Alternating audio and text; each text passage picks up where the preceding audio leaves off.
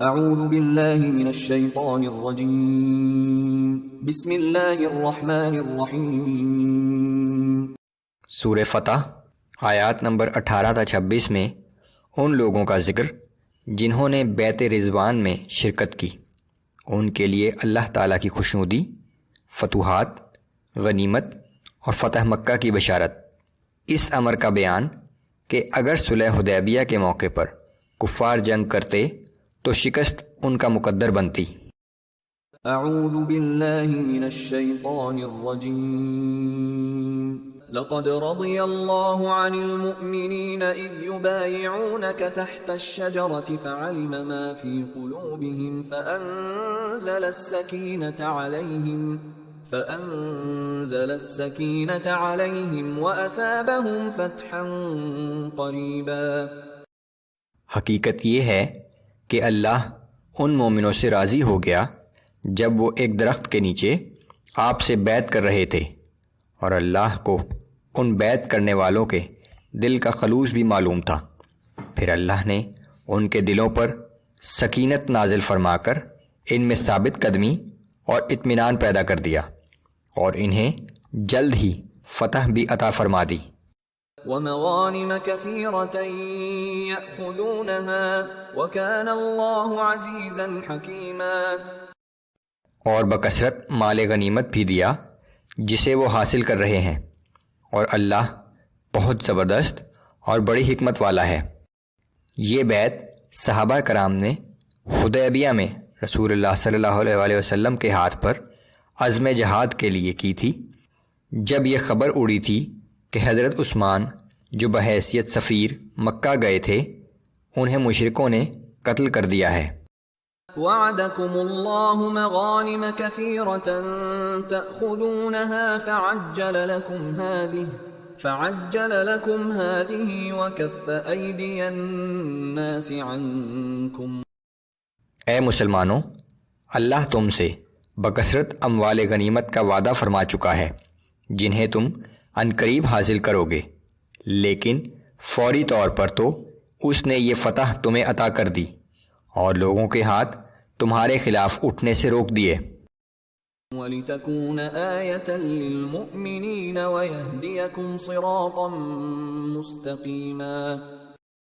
تاکہ یہ واقعہ مومنوں کے لیے ایک نشانی بن جائے اور اللہ تمہیں سیدھے راستے کی طرف ہدایت بخشے۔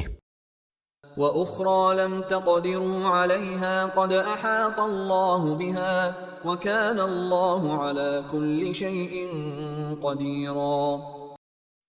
اس کے علاوہ کچھ دوسری غنیمتوں کا بھی وہ تم سے وعدہ فرماتا ہے جن پر تم ابھی قادر نہیں ہو، مگر وہ اللہ کے احاطۂ قدرت میں ہے، اور اللہ ہر چیز پر قادر ہے۔ وَلَوْ قَاتَلَكُمُ الَّذِينَ كَفَرُوا لَوَلَّوُا الْأَدْبَارَ ثُمَّ لَا يَجِدُونَ وَلِيًّا وَلَا نَصِيرًا۔ یہ کافر لوگ اگر اس وقت تم سے لڑتے تو یقیناً پیٹھ پھیر کر بھاگ جاتے، اور اس وقت کوئی حامی و مددگار نہ پاتے۔ سُنَّتَ اللَّهِ الَّتِي قَدْ خَلَتْ مِن قَبْلُ وَلَن تَجِدَ لِسُنَّتِ اللَّهِ تَبْدِيلًا۔ یہی اللہ کا دستور ہے جو ہمیشہ سے چلا آ رہا ہے، اور تم اللہ کے دستور میں کوئی تبدیلی نہ پاؤ گے۔ وَهُوَ الَّذِي كَفَّ أَيْدِيَهُمْ عَنكُمْ وَأَيْدِيَكُمْ عَنْهُمْ بِبَطْنِ مَكَّةَ مِن بَعْدِ أَنْ أَظْفَرَكُمْ عَلَيْهِمْ۔ وہی تو ہے جس نے مکہ کی وادی میں تمہیں کافروں پر غلبہ عطا کر دینے کے باوجود ان کے ہاتھ تم سے اور تمہارے ہاتھ ان سے روک دیے۔ وَكَانَ اللَّهُ بِمَا تَعْمَلُونَ بَصِيرًا۔ اور جو اعمال بھی تم کرتے ہو اللہ انہیں دیکھ رہا ہے۔ هم الذين كفروا وصدوكم عن المسجد الحرام والهدي معكوفا أن يبلغ محله۔ یہ اہل مکہ وہی لوگ تو ہیں جنہوں نے خود کفر کیا اور تمہیں مسجد الحرام کی طرف جانے سے روکا، اور ہدی کے جانوروں کو بھی ان کی قربانی کی جگہ پہنچنے سے روک دیا تھا۔ ولولا رجال مؤمنون ونساء مؤمنات لم تعلموهم أن تطؤوهم فتصيبكم منهم معرة بغير علم. اور اگر یہ اندیشہ نہ ہوتا کہ جنگ کی صورت میں مکہ میں موجود بہت سے مومن مرد اور مومن عورتوں کو جنہیں تم پہچانتے نہیں، نادانستگی میں تم انہیں پامال کر دو گے اور بلا وجہ تم پر ایک الزام لگ جائے گا، تو اسی وقت جنگ کی اجازت دے دی جاتی۔ مکہ میں بہت سے ایسے لوگ موجود تھے جو ایمان لے آئے تھے، لیکن مشرکوں کے ڈر سے اپنا ایمان ظاہر نہیں کیا تھا۔ جنگ کی صورت میں مسلمان انہیں مشرک سمجھ کر قتل کر ڈالتے، جو اللہ کو منظور نہ تھا۔ لِيُدْخِلَ اللَّهُ فِي رَحْمَتِهِ مَن يَشَاءُ، اور اس لیے بھی تاکہ اللہ جسے چاہے اپنی رحمت میں داخل کرے۔ لو تزيلوا لعذبنا الذين كفروا منهم عذابا أليما۔